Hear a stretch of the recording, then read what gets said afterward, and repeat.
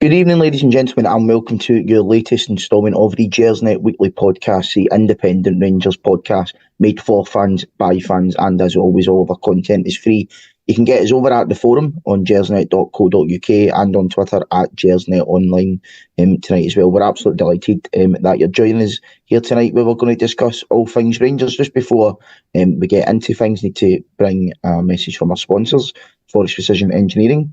They are a subcontract Glasgow-based engineering company, and they've been a big commercial supporter of Rangers for many years. And we're absolutely delighted they're backing our podcast. You can get them over at forestprecisioneng.com. And you can also visit the Forrest Precision Executive Lounge, a stunning new hospitality area within the historic main stand. For information how to book this unique and intimate space, you can email the club via hospitality@rangers.co.uk. So here to discuss all things Rangers. Yesterday was quite a good day, all things considered. Went into Ibrox with a wee Springer step. As we go into this podcast tonight, we are Springer step as well. So I'll first introduce my guest. First up, Mr. Iain Duff. Iain, good to see you, mate. Good to see you. And Gary Valentine, how you doing? I'm not bad, mate. How are you? I'm not too bad. Can't complain after yesterday. So, good day all round. Successful weekend. That's all that matters. Iain, I'll start with you then. I mean, you know, obviously we got the news about Celtic's drop points at Pittodrie yesterday that, weirdly, I had a sneaky suspicion that something was going to happen. Around 99% of Rangers fans probably thought otherwise, given their record against Celtic.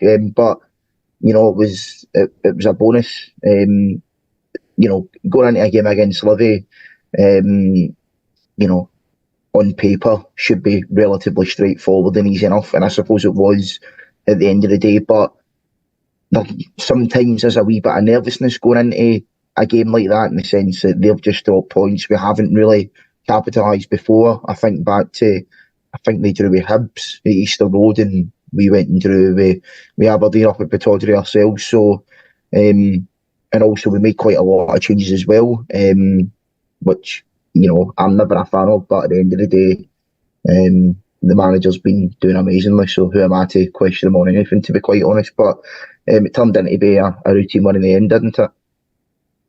Yeah, it was pretty comfortable in the end, wasn't it? I mean, the only, I suppose, disappointing thing is we didn't get more goals, and, you know, that would have been quite nice. But, you know, 3-0, you'd have taken that before the game, I think, probably. Has been quite happy with that. And you know, it's easy to say, oh, it's Livingston, and, you know, we should be just steamrolling them. But the way they play, and, you know, we've seen it for the last 2 or 3 seasons, they know what they're doing. You know, their manager sets them up in a way that makes it really difficult to play against, and, you know, usually at their own ground, but, you know, even at Ibrox, you know, they're difficult to play against. You've got to break them down. And, you know, earlier this season, I could have easily seen us struggling in that game. You know, maybe we would have got a goal and then wouldn't have been able to break them down to get the second goal, and then they get away, get their breakaway and score a late equaliser, and we're goosed, basically. So I think, you know, all in, you can't really complain. It was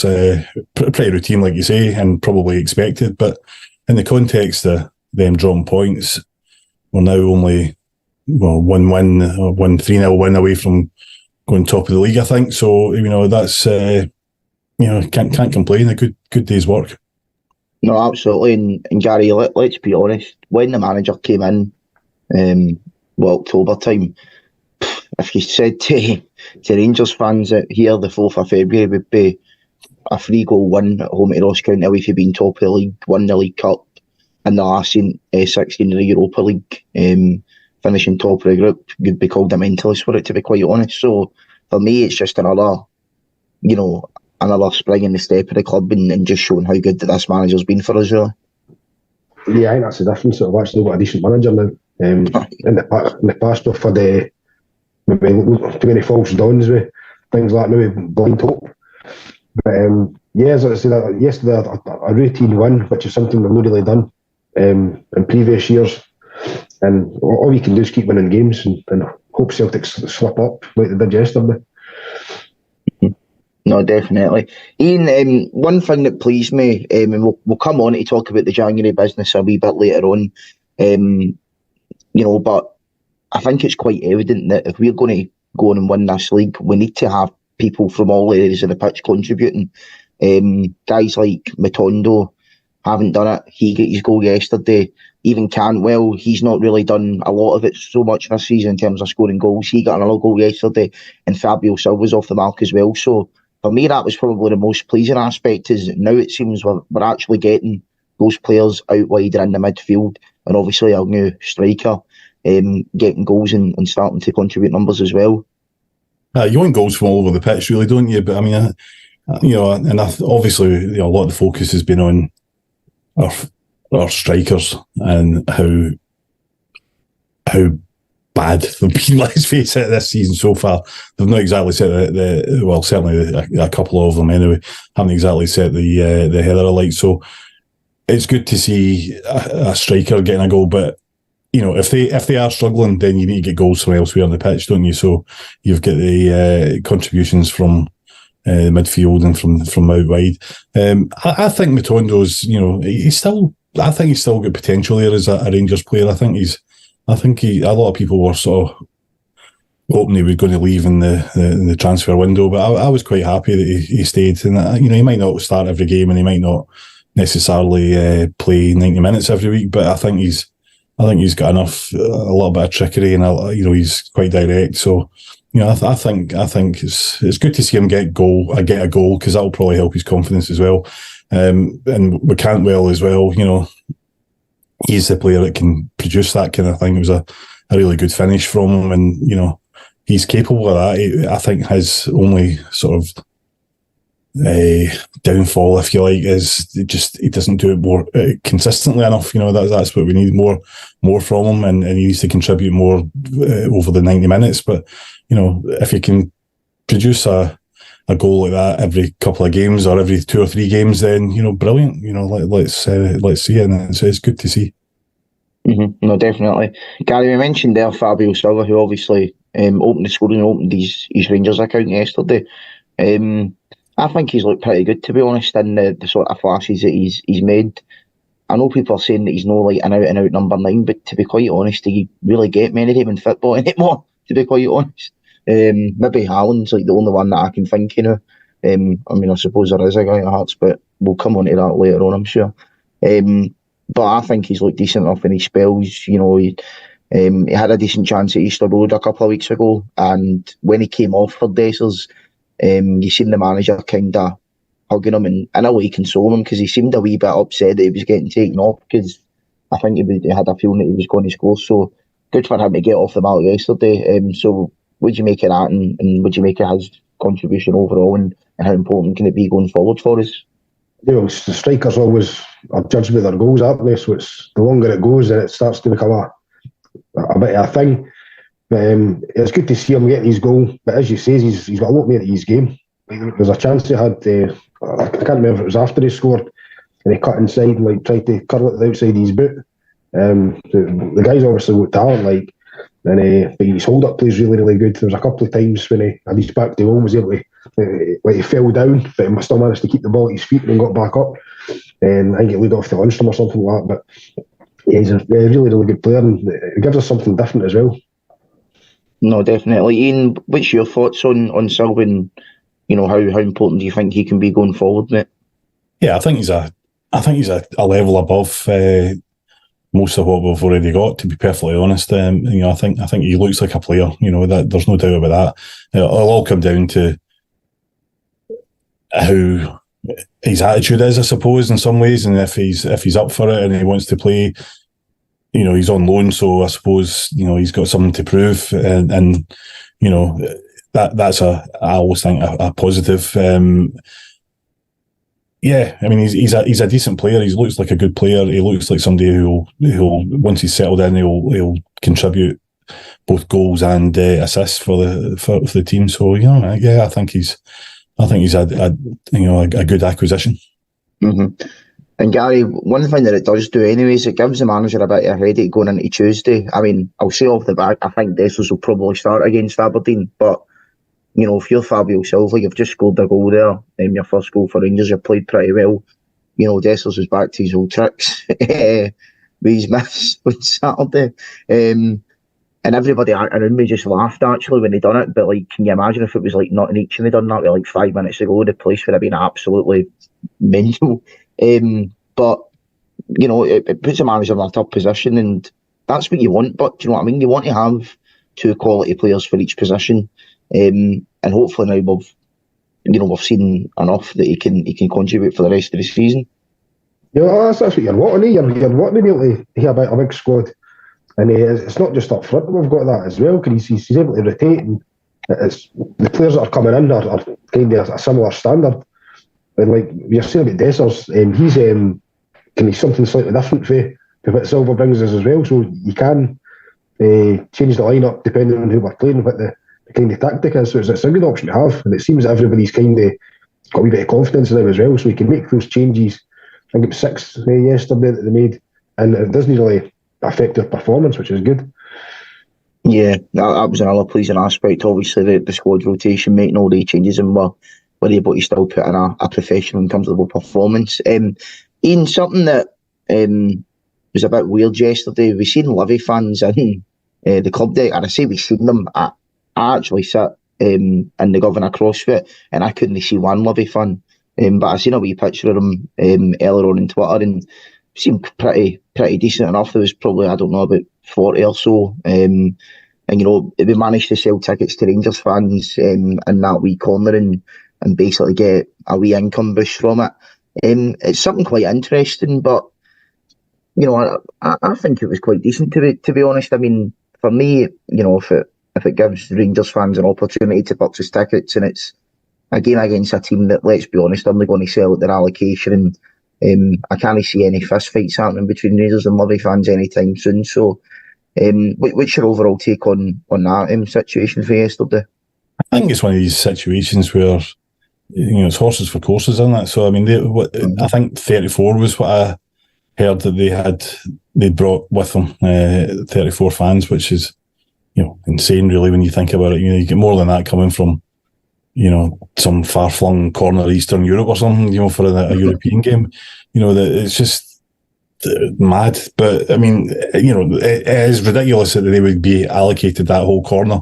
And, you know, when you sit and you look over there and you see that, you know, there's like 2 rows of seats filled in that corner, and you think of how the levels of demand that there are from Rangers fans for tickets for there. So, if, you know, I used to sit at the very back of the club deck. It's a decent enough view. I was bloody knackered getting up those stairs, but apart from that, it was fine. So you know, they should be happy enough, and you know, I can't see any negative to it at all, to be honest. I mean, if you know, for bigger games or games against bigger teams who are going to have a travelling support, then fair enough. You know, you can switch it around. Then if that works, then if everyone's happy with that, then I'm you know, perfectly happy with that as well.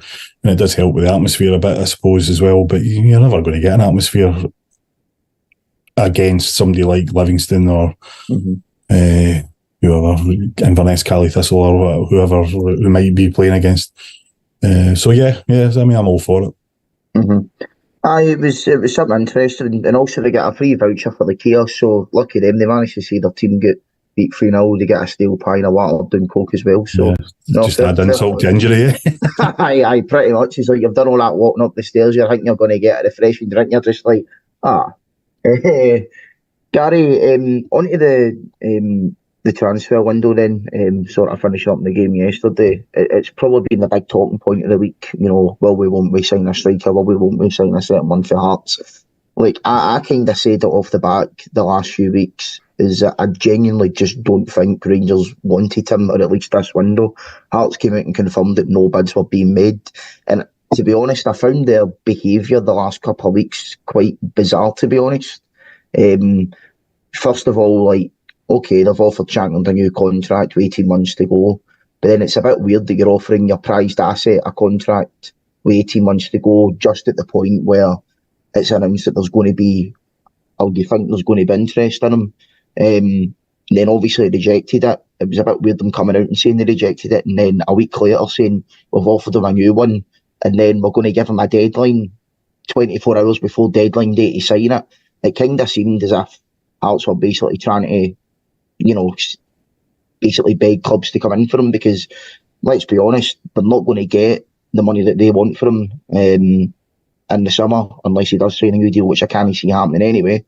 And I know they've used the argument that, we need him to finish third, which is fair enough, but I think they're 12 points clear in third place, and I really can't see anybody catching them. So, I mean, for me personally, I would have liked him. I thought he would have been a good signing, but, it just seems that the club weren't interested, and we've kind of just got to deal with it. Yeah, I think that's exactly what it is. I think we're kind of trying to manoeuvre us into making a bid.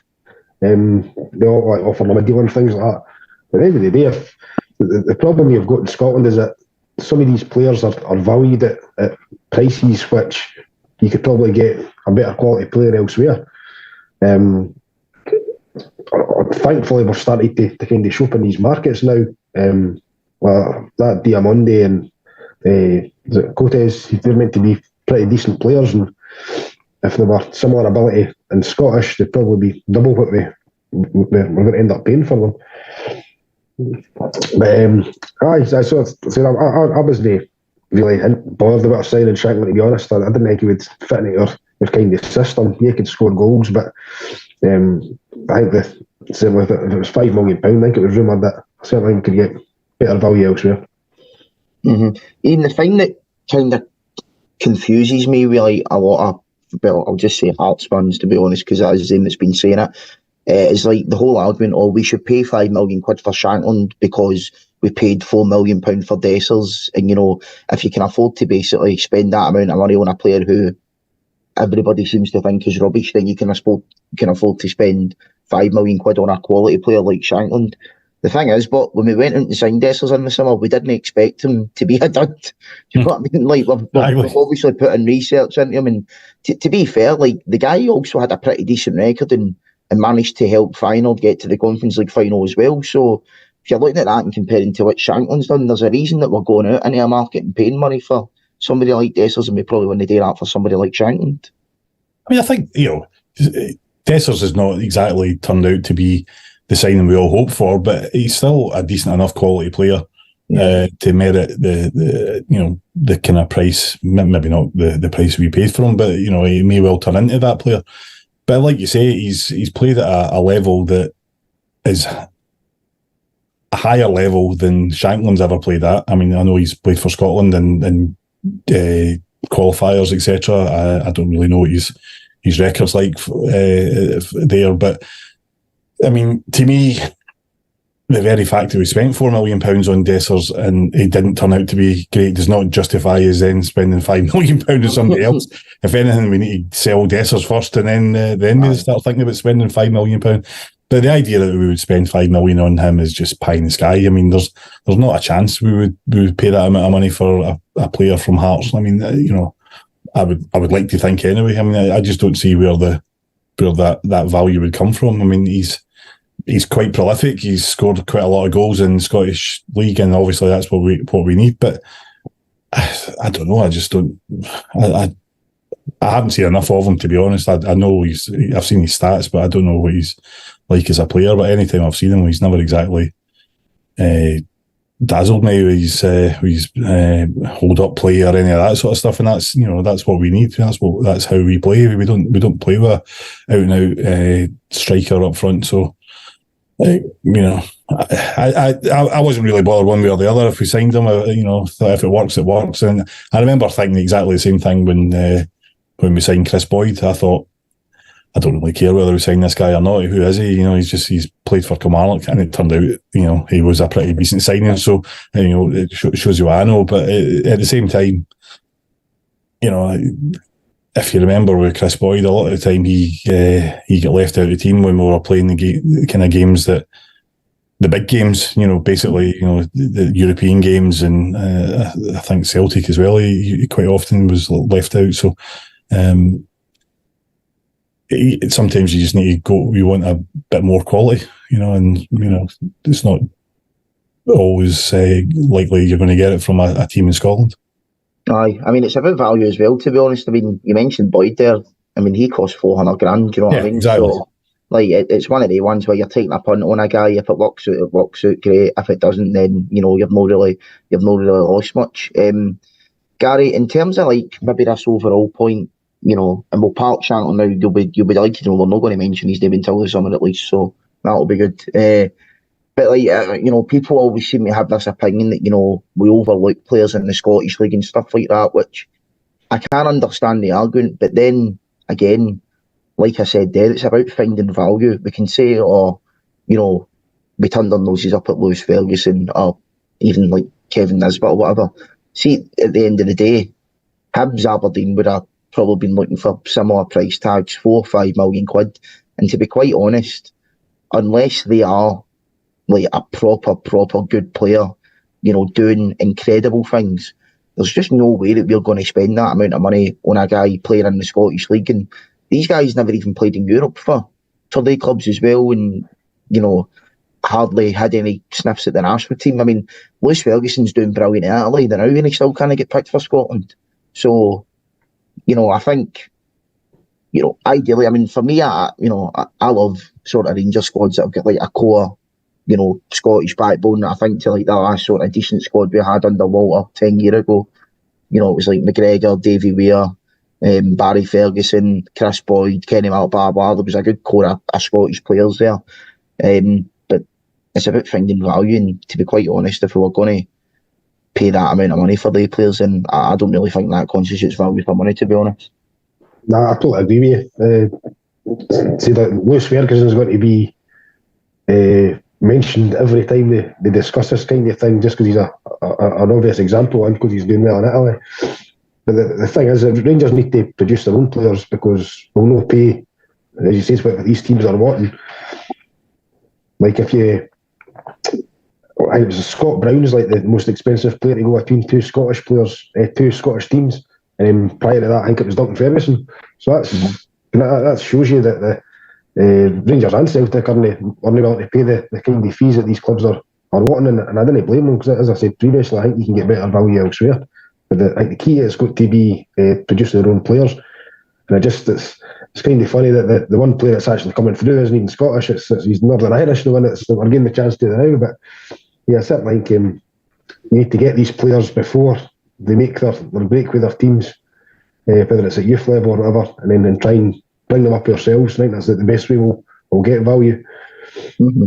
The other thing as well is with these guys, I mean, really, realistically, how many of them have ever made it to the level that we would want them to be when they're playing for Rangers? So you could say Lewis Ferguson, right? So he's doing okay. That's the exception. Look at all the players over the years that we've been linked with that, going all the way back. I can't think of an example, but there's players that would get quoted and they end up disappearing down south, and they end up playing in the Championship if they're lucky, maybe League One. Very occasionally they'll creep, crop up in a lower level Premiership team, but very, very rarely. They're never setting the heather alight. They're never these amazing success stories that we're told they're going to be. So, I don't think we should ever be pressurised into signing players from Scotland because they look good in Scotland, because we want players that are a higher level than that, and they have to prove it in a different environment as well before we start spending huge amounts of money on them. Like you say, if you're going to sign one of these guys, get good value for it. If you can pick up a player for under $1 million and he turns out to be good, brilliant. But if they're quoting you 4 or 5 million, then we just walk away. I mean, if they make it, they make it, and so be it. We've missed out, but it's few and far between that happens anyway, to be perfectly honest.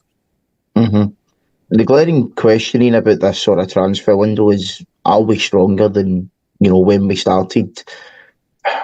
It's a difficult one for me, because I think in a way we are, but we're also not, because if you look at the injury to Seema, that's obviously been a big blow, but then the manager would probably say, well, that's why we brought in Oscar Cortez, because realistically, would we have signed him if Seema was still fit? Maybe not. But to be fair, if you look at the profile of players we've brought in, they're all young players. All loan signings as well. And I know we've got an obligation to sign Diamande, but technically they're all loan signings at the moment. We can obviously sign Cortez in the summer as well if he does well. But it's a different profile to what we've seen before, which is exciting because it's not something that we've really seen before. I'm trying to think, ever really at Rangers, have we ever seen a signing policy where we go out and sign players that are age 22 and under? I've never seen it in my life anyway. But I think it's been a pretty decent window. Obviously, we'll see in May, whether we needed another striker or not. I was hoping for one, but people seem to think as well, it seems to be a competition about who can get the most outraged on Twitter about things. People throwing in the towel and if we don't sign a striker, the league's finished. 2 days later, Celtic are dropping points at Pittodrie. Do you know what I mean? So it's some people's takes on things are mental, but that's Twitter and that's Rangers fans for you. But how do you sum up the window as a whole, Iain? Well, a bit like yourself, really, to be honest. It's hard to judge, and you don't know how these players that we've brought in are going to pan out, whether they're going to be successful or not. And it's the same way, I suppose, any signing you make, you're never really 100% sure one way or the other how they're going to go. What I would say is that the players that we've lost, or certainly Lammer's going, I don't think is going to be any great loss, and I don't think anybody would argue with that. So anything that comes in to replace that, anyone who comes in to replace that is probably an improvement. And Cifuentes on his way out, the looks of things as well, is I quite liked him as a player. I thought I liked the look of him as a player, but he's just not really done it, to be honest. So again, if Diamande is the player that we're told that he potentially is, then that is hopefully going to be an improvement as well. So I don't think we've massively improved the squad. At the same time, I don't. We haven't lost any of the important players, and you can look at that as a positive as well. So I think the biggest signing of this season really has been the manager, and that's what's turned our fortunes around, really, to be honest. Because like you said earlier, you would not have seen us anywhere near challenging for the league at this stage if things had continued the same. And even when we changed, I had no real ambitions that we would do anything this season at all. So the fact that we're still up for a quadruple then is pretty impressive. Aye, you're right there.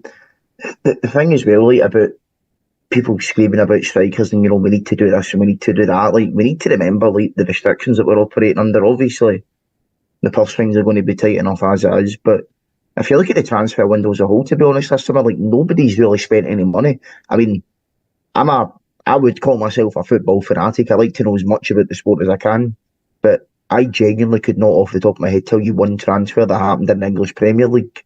That's how little business was done in January. And what you normally find is it's kind of like a trickle-down effect where the clubs of England will spend X amount of money on players, and then that will go to your Benficas and your Ajaxes, and then a wee bit will trickle down to Rangers and Celtic and blah, blah, blah, blah, blah. But if the big boys at the top aren't spending, it's really going to trickle down. And we're also operating in a very, very difficult market. I think it's kind of been acknowledged by everyone in football that the player market that we are looking at, so a marquee signing for us, you're talking maybe between 5 and 10 million quid. COVID kind of killed that market with the lack of deals that was happening. So now what you're finding with transfers is you've either got players going for incredibly inflated values, or they're running down their contracts and it's a free transfer. So we're going to need to try and go into these different markets, your Scandinavias and whatnot, and try and pick up gems on the cheap.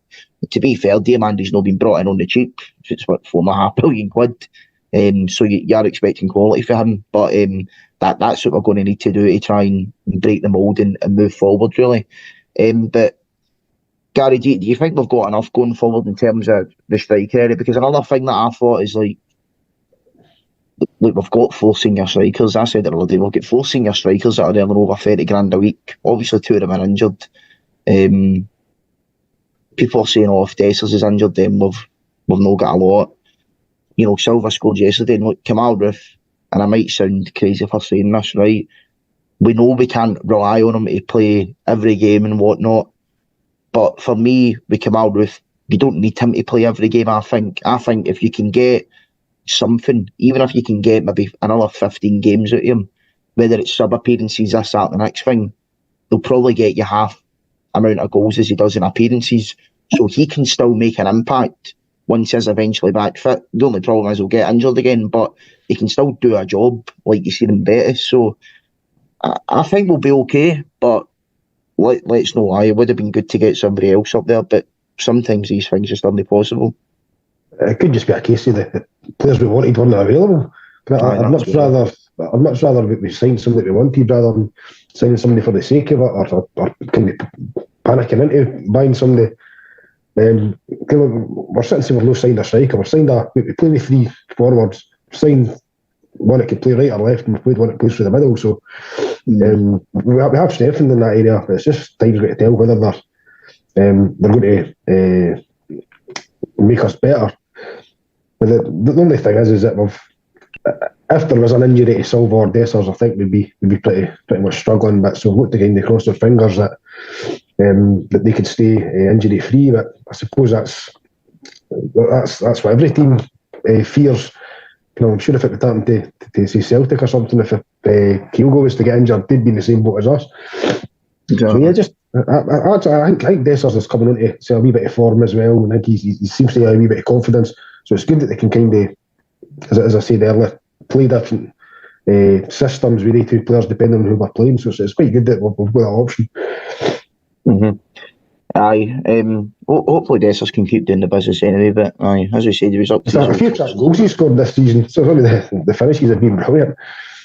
That's the thing that's nuts about him, do you know what I mean? It's like, you can see that he does have bits of quality in him, but then you see stuff that he does other times, you're just like, Jesus Christ, what are you doing? But no, see with Dessers, see even that goal he scored last week, where he sort of basically did that sort of wee dummy or whatever you would call it.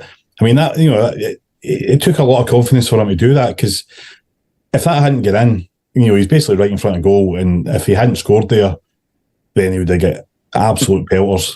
So and he took a chance hitting it the way he hit it, and it paid off for him. But the ball kind of trickled over the line, and if somebody had managed to get back there in time to save that, then it would have. He would have been getting, as I say, he would have been getting pelters. But at least it showed that he's got the confidence, and he's still battling away. That there's some players you look at and you think, they're never going to do it.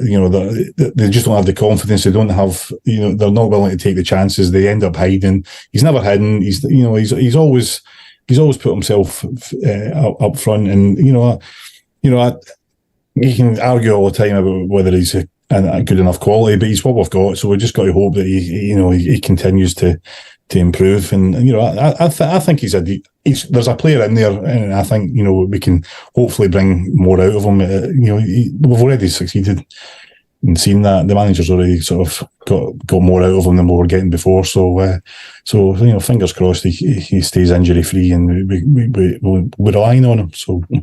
Mm-hmm. No, definitely. Let's hope so. Before we move on to Tuesday's game against Aberdeen, just need to give another message from our other sponsors, Football Prizes. They specialise in football competitions and match draw. And the latest prize today is a signed Kieran Dowell shirt and also a signed Ryan Jack one.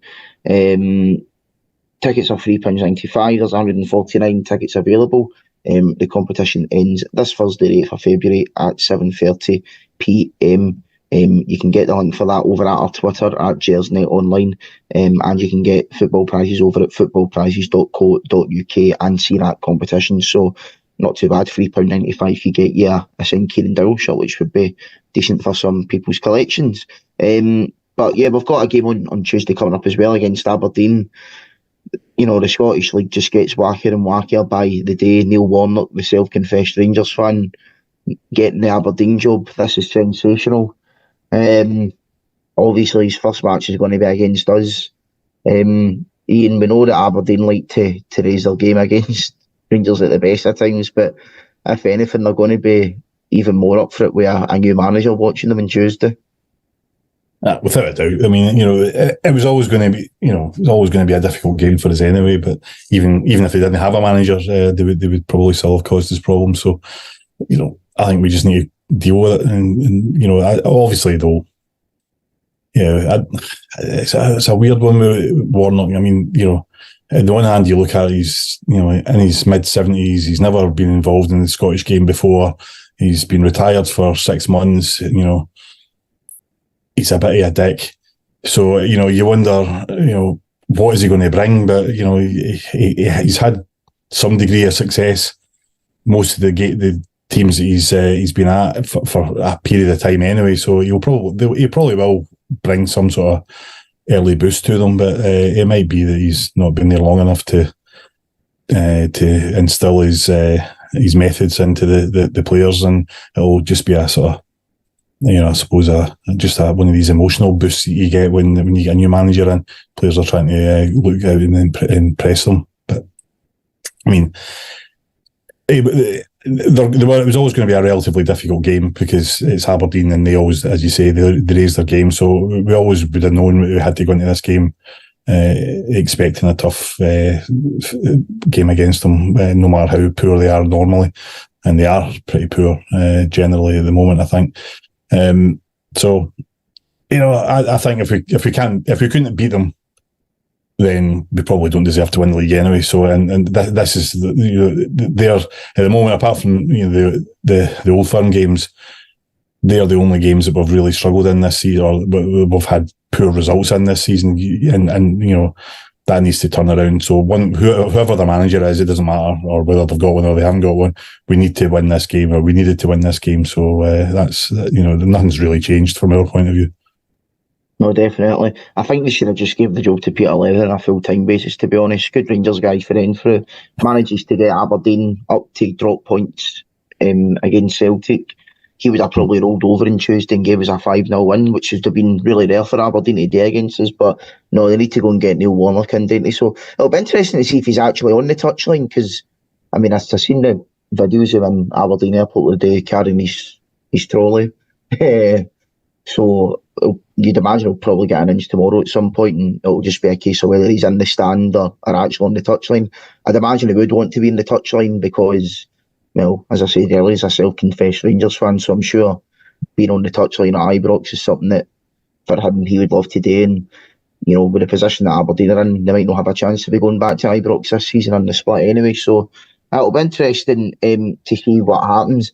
Gary, Iain made the good point there about out with the Celtic games. The Aberdeen ones are really the only ones that we've struggled in. I mean, if you take the Aberdeen games out of us this season, then we're comfortably top. I actually seen a stat as well today, since Clements came in. If you put the league table from then, we would be 4 points clear with a game in hand, which pretty remarkable form, really, when you think about it. For me, I think a win on Tuesday, obviously it's big anyway. It gives us a chance to go top of the league, blah, blah, blah, blah, blah.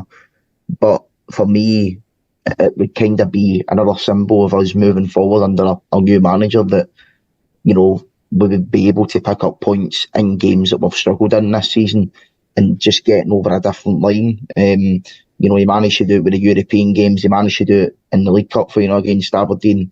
And it's just like another thing that he's ticking off to get to the destination that we all want to get to. So for me, that would be the significant thing of a win on Tuesday.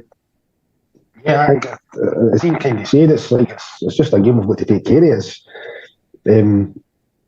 Traditionally, if we've won the title, we've went to Pittodrie and got victories. It's the game at Ibrox, isn't it? Aye. Yeah. I said you've got to beat these Aberdeen and things like that. You're not really wanting any slip-ups. Listen, I'm like the way that Clement's going about things. He's no bluster. He's no saying anything controversial. He's just staying quiet, composed, and we're just going through these games game by game, and getting the wins. So it's I'm quite confident for Tuesday. Mm-hmm. Yeah, I've mentioned it before about the manager. It's like, for him, it's not about the problem. It's always about the solution. So he kind of reminds me of our teacher, maybe you had at school, that if you were maybe struggling in a subject, you know, it wouldn't be about how you struggled. It would be about, no, we are going to make sure that you pass that exam, or you do this or you do that or you achieve that. We had so many problems when he came in, let's be quite honest, and he's not been one to like come out and basically blast the problem. Like, he's maybe had wee digs here and there about Cairo, Chambers and all that, and moaning about the European squad, but it's not been massively saying things in public. As Gary says, he kind of goes about his business. He's incredibly professional, which I think is something that was missing a lot for the last Rangers manager in terms of just the way that he handles himself. And for me, that's what I love about him. It's always about the solution. If there's a problem, you don't think about the problem too much. You think about how you can overcome it. And it's rare that you get people like that in life, never mind in football. So for me, it's a breath of fresh air, and that's one of the reasons I'm just delighted that he's here, to be quite honest. He brings a sort of sense of calm, really, I think, which is that's what we need. To be honest, mate. Because, you know, in the environment that we play in, and the hysteria that sometimes surrounds our club, you need somebody at the centre of it, like Walter Smith was, who just sort of, like, all the crowd, all the shouting, all the bollocks all around it. He sails a sort of fairly calm path right through the middle of it, and you know that behind the scenes he's probably not quite that calm, but that was similar with Walter as well, I think, you know, and you know, I feel that he probably runs, you know, rules the behind the scenes and controls things, and you know, he knows what he wants, and he knows that he needs to get that, and you know, whereas other managers who maybe don't have that level of experience or, you know, confidence, or haven't really achieved anything in the sport before, that they maybe don't have that sort of power to have that influence over the players or over the board or other people behind the scenes. I think Clement comes in with the whole package, and you know, he's got a vision of what he wants to do, and I think he's very good at getting the people on board. That's how it looks from the outside, and you know, I'm hoping that is the case. But you know, you need somebody with that sort of calmness and you know, ability to see things and stay calm when everyone else is getting just a bit too flustered, and I think he has that. Mm-hmm. What I love about him as well is like the sort of tactical flexibility, because like I'm the type of person, I see like football purists and all that, like you need to play a certain way, that's that and the next thing. I hate that, because eventually, you know, you're going to get caught out, unless obviously you're Pep Guardiola, which is fair enough because that's Pep Guardiola. But you know, you seen it with Celtic under Postecoglou. Like, obviously they dominated the Scottish League, but when they were making that step up in Europe, they couldn't do it, and he wouldn't change in it. It probably cost them in big matches in Europe the last couple of years. But we come on, it seems that he's got a game plan going into every game about how he's going to try and suss out the opponent. Very sort of Mourinho-esque in that way, if that kind of makes sense. Except he's a lot more calmer than him, which is obviously what you're wanting for a Rangers manager. Gary, people were saying stuff about like, oh, I love him in his press conferences and all that, and he does make a couple of good comments, but see, to be honest, right, I'm getting quite bored watching his press conferences, but that's a good thing, right? Because I don't want a Rangers manager at a press conference to be entertaining folk and doing this, that, and the next thing. It's like, for me, it's boring, and it's good because he's not giving you the squad updates that you want, you know, in terms of like being confirming things. So like, you might say a player's injured, he'll never give you a time frame on it.